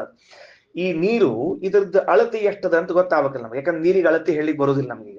ನೀರಿಗೆ ಅಳತೆ ಹೇಳಿಕ್ ಬರದೇ ಇದ್ದಾಗ ಅಳತೆ ಉರ್ಸೋದು ಹೆಂಗ ಅಂದ್ರೆ, ಯಾವ ಪಾತ್ರೆಯಲ್ಲಿ ಹಾಕ್ತೀವಿ ಆ ಪಾತ್ರೆ ಅಳತೆ ಎಷ್ಟಿದೆಯೋ ನೀರಿನ ಅಳತೆ ಎಷ್ಟದ ಅಂತ ಹೊರಗೆ ತೆಗೆದಾಗೂ ಅಷ್ಟು ಹೇಳಿಕ್ ಬರ್ತದ ಅಂತ. ಹಂಗೆ ಈ ಭಗವಂತ ಹೆಂಗಿದ್ದಾನ ಅಂದ್ರೆ, ಅವ ಯಾವ ವಸ್ತುವಿನ ಸೇರ್ಕೋತಾನೋ ಆ ವಸ್ತುವಿನ ಅಳತೆ ಆ ವಸ್ತುವಿನ ಹೆಸರನ್ನು ಪಡ್ಕೊಂಡ್ಬಿಡ್ತಾನೆ. ಆ ವಸ್ತುವಿನ ಅಳತೆ ಮತ್ತು ಆ ವಸ್ತುವಿನ ಹೆಸರನ್ನು ಪಡ್ಕೋತಾನೆ. ಪ್ರಾಯ ಹಿಂಗಾಗೋದು ಒಂದು ದೇವರಿಗೆ ಬಿಟ್ರ ತತ್ವಾಭಿಮಾನಿ ಬಿಟ್ರೆ ದೇವರಿಗೆ ಅಂತ ಹೇಳಿಕತ್ತದ. ಯಾಕ ಅಂದ್ರೆ ಹಂಗ ಉಳಿದವ್ರೆಲ್ಲರಿಗೂ ಬರೋದಿಲ್ರಿ. ದೇವತೆಗಳಿಗೆ ಯಾಕ ಅಂತ ಆಮೇಲೆ ವಿಚಾರ ಮಾಡೋಣ ಅಂತ. ಉಳಿದವರೆಲ್ಲ ಬರೋದಿಲ್ಲ. ಪೃಥ್ವಿಯೊಳಗಿದ್ದಾರೆ, ಅವರಿಗೆ ಪೃಥ್ವಿ ಅಂತ ಕರಿತಾರೆ. ನಾ ಪೃಥ್ವಿಯೊಳಗೆ ಇದ್ದವ್ರಿಗೆ ಎಲ್ಲರಿಗೂ, ಈಗ ನಾ ಪೃಥ್ವಿಯೊಳಗೆ ಇದ್ದೀನಿ, ನಾನು ಪೃಥ್ವಿ ಅಂತ ಕರೀರಿ ನೋಡಂತ. ಯಾರು ಕರಿತೀರಿ ನೀವು? ಆಚಾರ ಸುಮ್ ಕೊಡ್ರಿ, ನಿಮ್ಗೆ ಏನಾರ ಫಸ್ಟ್ ಫ್ಲೋರ್ ಖಾಲಿ ಆಗಿದೆ ಅಂತ ಕೇಳ್ತಿರ್ತಾರೆ. ಅದ್ ಹೆಂಗ್ ಕರೀತಾರೆ ಎಲ್ರ? ಈಗ ಮನಿಯೊಳಗೆ ನಾ ಕೂತೀನಿ, ನನ್ನ ಮನಿ ಅಂತ ಕರಿತೀರ ನೀವೆಲ್ಲರ? 24 ತಾಸು ಮನ್ಯಾಗ ಇರ್ತೀನಿ, ನನ್ನ ಮನಿ ಅಂತ ಕರಿತೀರಿ? ನೀವಂತ ಕರೀದಿಲ್ಲ. ನೀವು ಮನೆಯೊಳಗೆ ಇದ್ದವಂತ ಕರಿತೀರಿ. ಆದ್ರೆ ಭೂಮಿಯೊಳಗಿದ್ದ ಮಾತ್ರ ಪರಮಾತ್ಮಗೆ ಭೂಮಿ ಅಂತ ಕರಿತೀರಿ. ಇದು ವಿಶೇಷ, ಅದು ದೇವರಲ್ಲಿ ಇದು ವಿಶೇಷ. ಉಳಿದವ್ರಿಗೆ ಬರುದಿಲ್ಲ ಹಂಗೆ ಕರೀಲಿಕ್ಕೆ. ನೀರಿನಲ್ಲಿ ಇದ್ದೀರಿ. ಜಲದಲ್ಲಿ ಭಗವಂತನ ಇದ್ದದಕ್ಕೆ ಭಗವಂತನಿಗೆ ಹೆಸರೇನು? ಜಲ. ಹಂಗಾರ ನೀರಿನಾಗ 24 ತಾಸು ಮೀನದ, ಒಂದ್ ದಿವ್ಸ ಕರೀರದಕ್ಕೆ ಮೀನಿಗೆ ನೀರು ಅಂತ ತಿಳ್ಕೊಂಡು ಕರೆದಿರ್ನಿ ಅಂದ್ರ ಕರೆದಿಲ್ಲ, ಬರೋದಿಲ್ಲ. ಅದು ದೇವರಿಗೆ ಮಾತ್ರ ಬರ್ತದ. ಸ್ವಾರಸ್ಯ ಅಲ್ವಾ ಇದು? ಹೊಸ ಚಿಂತನೆ ಅಲ್ವಾ? ನೀವು ಸ್ವಲ್ಪ ನೋಡ್ಕೊಳ್ರಿ ಗುಡಿಯವರ. ಏನು ನೀರಿನಲ್ಲಿ 24 ಗಂಟೆ ಇರ್ತದ. ಯಾವುದು? ಪಾಚಿ. ಆ ಪಾಚಿಗೆ ಪಾಚಿ ಅಂತಿರೋ ನೀರ್ ಅಂತಿರೋ? ಪಾಚಿ ಅಂತೀರಿ, ನೀರ್ ಅನ್ನೋದಿಲ್ಲ. ಮತ್ ನೀರಿನಲ್ಲಿ ಇದ್ದದ್ದು ಪರಮಾತ್ಮನಿಗೆ ಮಾತ್ರ ನೀರು ಅಂತ ಕರಿತೀರಿ. ಇದು ವಿಶೇಷ ಅಲ್ವಾ? ಉಳಿದವ್ರಿಗೆ ಬರೋದಿಲ್ಲ ಇದು. ದೇಸಾಯರ ವಿಷಯ ತಿಳಿಲಿಕ್ಕತ್ತದೋ ಇಲ್ಲೋ, ಹೊರಗೆ ಹೊಣ ಹಾಕ್ಬೇಡ್ರಿ. ಪ್ರಶ್ನೆ ಕೇಳ್ತೇನೆ ಆಮೇಲೆ ನಾ ನಿಮಗ. ಹಾ, ಮಧ್ಯಾಹ್ನ ಪಾಠಕ್ಕೆ ಬಂದ ಪ್ರಶ್ನೋತ್ತರಗಳವ ನಿಮ್ ಸಲುವಾಗಿ. ನೋಡ್ರಿ, ಇದು ದೇವರಲ್ಲಿ ಮಾತ್ರ ಇರುವಂತಹದ್ದು. ಮತ್ತು ದೇವತೆಗಳಿಗೂ ಕರೀತಾರಲ್ಲ ಅಂದ್ರೆ ಕರೀತಾರೆ. ಯಾಕೆ ಕರೀತಾರಂದ್ರ ಅಭಿಮಾನಿಗಳಾದದ್ದರಿಂದ ಕರೀತಾರೆ. ನೀರಿಗೆ ಅಭಿಮಾನಿ ಆದ್ರಿಂದ ನೀರು, ಹಾಲಿಗೆ ಅಭಿಮಾನಿ ಆದ್ರಿಂದ ಹಾಲು. ಕೆಲವರು ಹೋಳಿಗೆಗೆ ಅಭಿಮಾನಿಗಳು ಹೋಳಿಗೆ ಅಂತ ಕರೀತಿರ್ತಾರೆ. ಅಭಿಮಾನಿತ್ವೇನ ಬರ್ತದೆ. ಈಗ ನಂಗೆ ಹೋಳಿಗೆ ಬಹಳ ಪ್ರೀತಿ ಅಂದ್ರೆ ನೀವು ಅವ್ರ ಹೋಳಿಗೆ ಆಚಾರ ಅಂತ, ಅವ್ರ ಹೋಳಿಗೆ ಆಚಾರ ನಾವು ಹೋಳಿಗೆನವೇನ್ರ ಅಲ್ಲ, ಹೋಳಿಗೆ ಅಭಿಮಾನಿ ಅಂತ ಅರ್ಥ. ಆದ್ರೆ ನಾ ಹೋಳಿಗೆ ಒಳಗ್ ಕೂಡ್ಲಿಕ್ಕೆ ಬರಂಗಿಲ್ಲ, ಹೋಳಿಗೆನ ಹೊತ್ಕೊಂಡು ನಿಲ್ಲಿಕ್ ಬರೋದಿಲ್ಲ, ಏನ್ ಮಾಡಿ ತಿಂದು ಮುಗಿಸ್ಬೇಕು ಅಷ್ಟಾಗಲ್ಲ. ಪರಮಾತ್ಮ ಹಂಗಲ್ಲ, ಅದ್ರ ಒಳಗಿದ್ದು ತದ್ನಾಮ ತದಾಕಾರ ಎಲ್ಲ ಹಾಕ್ಕೊಡ್ತಾನ. ಇದು ಅವನ ವಿಶೇಷ. ಅದಕ್ಕೆ ಪೃಥ್ವಿ ನಾಮಕಂ ರೂಪಂ ಪೃಥುತ್ವಾತ್ ಪೃಥಿವೀ ಸ್ಥಿತಂ ದೇವತಾ ಪೂರ್ವವರ್ಣಸ್ಯ ಪೂರ್ವರೂಪಂ ತದುಚ್ಯತೆ. ಮುಗಿದೋತು. ದೇವತಾ ಉತ್ತರವರ್ಣಸ್ಯ, ಉತ್ತರವರ್ಣ ಯಾಕ? ದ್ಯು ಅಂತ. ಕ್ರೀಡನಾಚ್ಯದ್ಯುನಾಮಕಂ, ಅದು ಕ್ರೀಡನ, ಅದು ಕ್ರೀಡೆ. ಕ್ರೀಡೆ ಏನ್ ಕ್ರೀಡಾ? ಅದು 3 ಪಾದದ ಅಳತೆಯ ಭೂಮಿಯನ್ನ ಕೊಡುವಂತ ಆಟ ಆಡಿದ್ದರಿಂದ ಅವ ದಿವು ಕ್ರೀಡಾಯಾಮ್. ಅದಕ್ಕೆ ದ್ಯು ಅಂದ್ರೆ ಕ್ರೀಡಾ ಅಂತ ಅರ್ಥ. ದಿವಿಸ್ಥಿತಂ ಹರೇ ರೂಪಂ, ಸ್ವರ್ಗದಲ್ಲಿದ್ದ ಹರಿಯ ರೂಪವು ಉತ್ತರಂ ರೂಪ ಮುಚ್ಚತೆ, ಉತ್ತರ ರೂಪ ಅಂತ ಕರ್ಸ್ಕೋತದ. ಇದು ಇನ್ನ ವಾಯು ಸಂಹಿತ ಅಂತದ. ನೋಡ್ರಿ, ಇಲ್ಲೊಂದು ವಾಯು ಶಬ್ದಕ್ಕೊಂದು ಹೊಸ ಅರ್ಥವನ್ನು ಹೇಳ್ತಾರೆ ಶ್ರೀಮದಾಚಾರ್ಯರು. ನಾನೇ ಮೊದಲನೇ ಸರ್ತಿ ಕೇಳ್ತಿದ್ದೀನಿ. ಹಿಂದ ಅನೇಕ ಕಡೆಗಳಲ್ಲಿ ಬಂದ್ಬಿಟ್ಟದ ವಾಯು ಶಬ್ದ ಅರ್ಥ, ಅದೇ ಫಸ್ಟ್ ಟೈಮ್ ಕೇಳ್ತಿರೋದು. ವೇದಕತ್ವಾಚ್ಚ ಅಯನತ್ವಾಚ್ಚ ತದ್ರೂಪಂ ವಾಯುನಾಮಕಂ ಅಂತ ಅಲ್ಲಿಗತ್ತಾರ. ಏನಲ್ಲಿಗತ್ತಾರ? ವೇದಕತ್ವಾಚ್ಚ, ಸರಿ, ವೇದಕತ್ವಾತ್ ವಹ ಅಯನತ್ವಾತ್ ಆಯು. ಬರ್ಕೊಳ್ರಿ, ವೇದಕತ್ವಾತ್ ವಹ ಅಯನತ್ವಾತ್ ಆಯು ವಶ್ಚಾಸೌ ಆಯುಶ್ಚ ವಾಯು. ವೇದಕತ್ವಾತ್ ವಹ,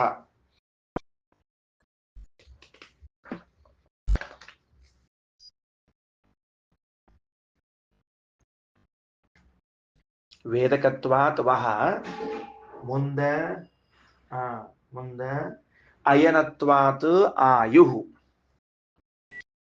ಅಯನತ್ವಾತ್ ಆಯು.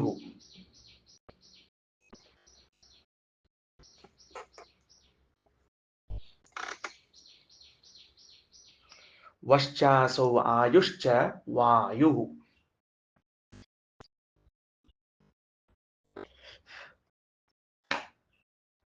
ಏನ್ ಹಂಗಂದ್ರ ಆ ವೇದಕತ್ವಾತ್ ಕೆಳಗ ಬರ್ಕೋಬೇಕು. ಏನಂತ? ಜ್ಞಾನ ನೀಡುವುದರಿಂದ. ವೇದಕತ್ವಾತ್ ಕೆಳಗಡೆಗೆ ಜ್ಞಾನ ನೀಡುವುದರಿಂದ.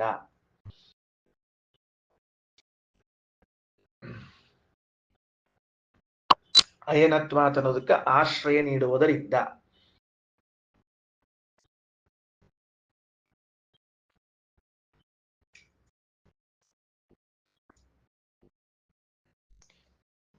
ಭಗವಂತನು ಜ್ಞಾನವನ್ನು ಹಾಗೂ ಆಶ್ರಯವನ್ನು ನಮಗೆ ಕೊಡುತ್ತಾನಾದ್ದರಿಂದ ಅವನಿಗೆ ವಾಯು ಎಂದು ಕರೆಯಬೇಕು. ದೇವರಿಗೆ ವಾಯು ಅಂತ ಬಹಳ ಚಂದ ಹೆಸರಾಯ್ತು.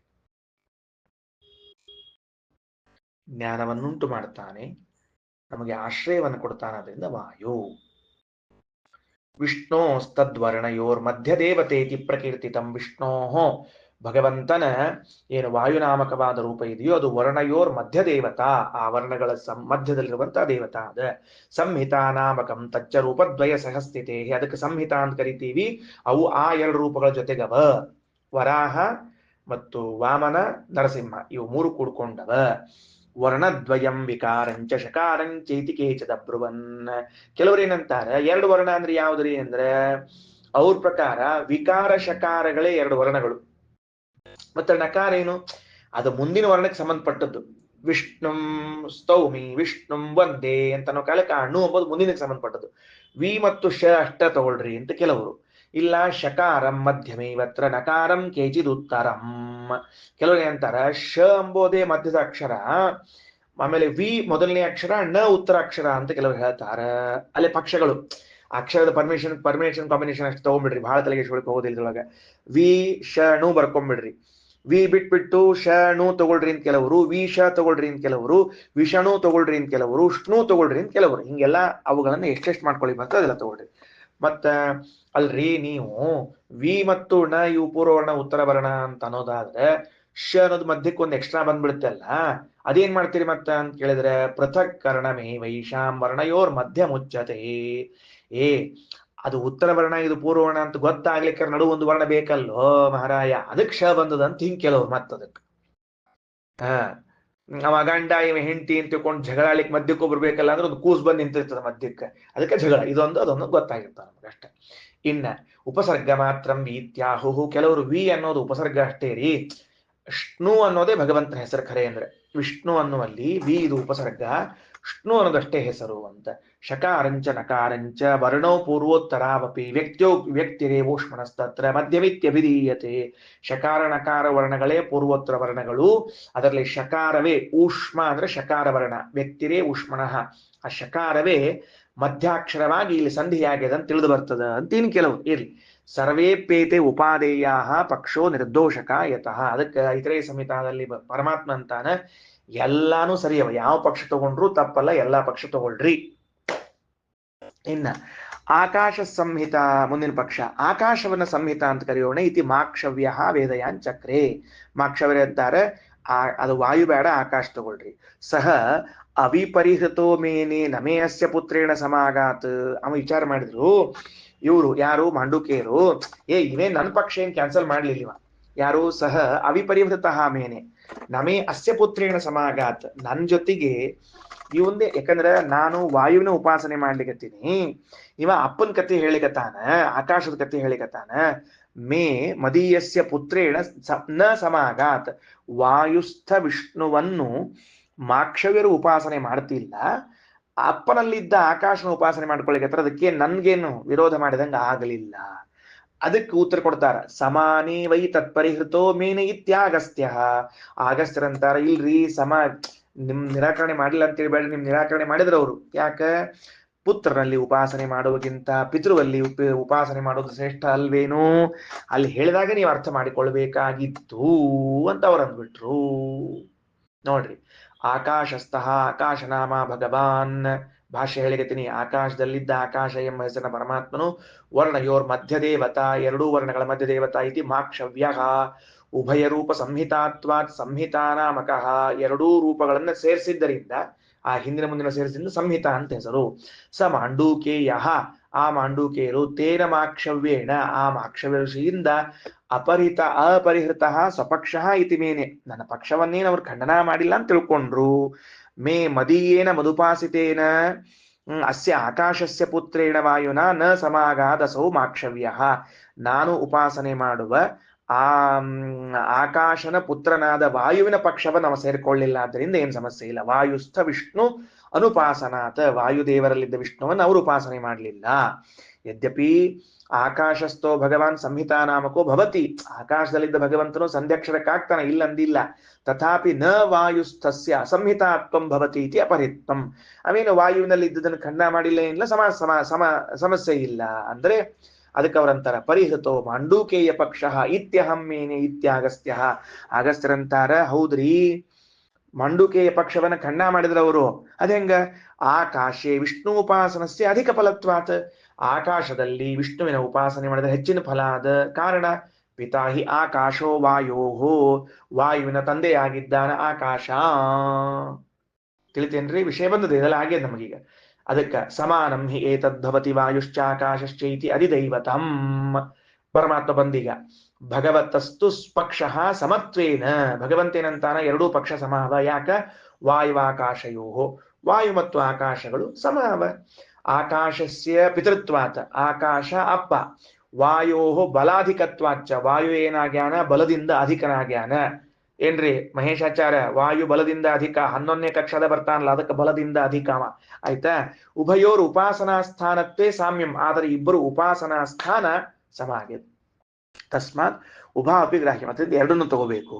ನೋಡ್ರಿ, ತ್ವಗೀಂದ್ರಿಯ ದೇವತಾತ್ವೇನ, ನೋಡ್ಕೊಡ್ರಿ ಚಂದದ, ತ್ವಗೀಂದ್ರಿಯ ದೇವತೆಯಾಗಿ ಆಕಾಶಾತ್ ಪೂರ್ವಮೇವ ವಾಯೋ, ಆಕಾಶಕ್ಕಿಂತಲೂ ಮೊದಲೇ ಸಾತ್ವಿಕ ಅಹಂಕಾರ ಜತ್ವಾತ್, ಸಾತ್ವಿಕ ಅಹಂಕಾರದಿಂದ ಹುಟ್ಟಿದ್ರಿಂದ, ವಾಯೋ ಆಕಾಶಾತ್ ಗುಣಾಧಿಕ್ಯಂ, ವಾಯುವಿಗೆ ಆಕಾಶದಿಂದಲೂ ಗುಣಾಧಿಕ್ಯದ. ತಥಾಪಿ ಅತ್ರ, ಇಲ್ಲಿ ಆಕಾಶಸ್ಯ ಪಿತೃತ್ವಂ, ಇಲ್ಲಿ ಅಪ್ಪಗ ಆಕಾಶತ್ತು ಪಿತೃತ್ವ ಬಂದದ. ವ್ಯಾಪ್ತಿಶ್ಚ ಅಧಿಕ, ವ್ಯಾಪ್ತಿ ದೊಡ್ಡದ ಆಕಾಶದ್ದು. ಇತಿ ಉಪಾಸನಾಯಾಮ್ ಸಾಮ್ಯಂ, ಹಿಂಗಾಗಿ ಉಪಾಸನೆಯಲ್ಲಿ ಸಾಮ್ಯ ಬರ್ತದ ಅಂತ ತಿಳಿಸಿದ್ದಾರೆ. ಇನ್ನ ಇದು ಒಂದಾತ್ರಿ. ಈಗ ಇನ್ನ ಈ ಮಾಂಡೂಕೇಯರ ಮಗ ಒಬ್ಬರಿದ್ದಾರೆ, ಅವ್ರ ಹೆಸರೇನ್ ಗೊತ್ತೇನು? ಶೂರವೀರ ಮಾಂಡೂಕೇಯರು ಅಂತ ಅವ್ರ ಹೆಸರಂತ. ಎಷ್ಟ್ ಚಂದ ಹೆಸರು ನೋಡ್ರಿ, ಶೂರವೀರ ಮಾಂಡೂಕೇಯ ಅಂತ. ಅವರೊಂದು ಉಪಾಸನೆ ಹೇಳಿಕ್ ಶುರು ಮಾಡ್ತಾರೆ. ಅಪ್ಪ, ನೀವು ಅಕ್ಷರದಲ್ಲಿ ಇದ್ದದನ್ನ ಭೂಹು ಭುವಃ ಸ್ವಹ ಮಾಡಿದ್ದೀರಲ್ಲ, ನಾ ಏನ್ ಮಾಡ್ತೀನಿ, ಈ ಪೂರ್ವವರ್ಣ ಉತ್ತರ ವರ್ಣಗಳು ಸಂಧಿಗಳು ನಮ್ಮ ಮಾತು ಮನಸ್ಸು ಅವುಗಳ ಮಿಶ್ರಣದಲ್ಲಿ ಇದೆ ಅಂತ ಉಪಾಸನೆ ಮಾಡ್ತೀನಿ. ಅಥ ಅಧ್ಯಾತ್ಮಂ, ಅಧ್ಯಾತ್ಮದಲ್ಲಿ ಬರ್ರಿ ಅಂತ ಹೊಸದಾಗಿ ಮುಖ ಶುರು ಮಾಡಿಬಿಟ್ಟ, ಹೊಸ ಉಪಾಸನೆಯ ಮುಖವನ್ನು ಶುರು ಮಾಡ್ತಾ ಇದ್ದಾನೆ. ಶ್ರೀಕೃಷ್ಣಾರ್ಪಣಮಸ್ತು.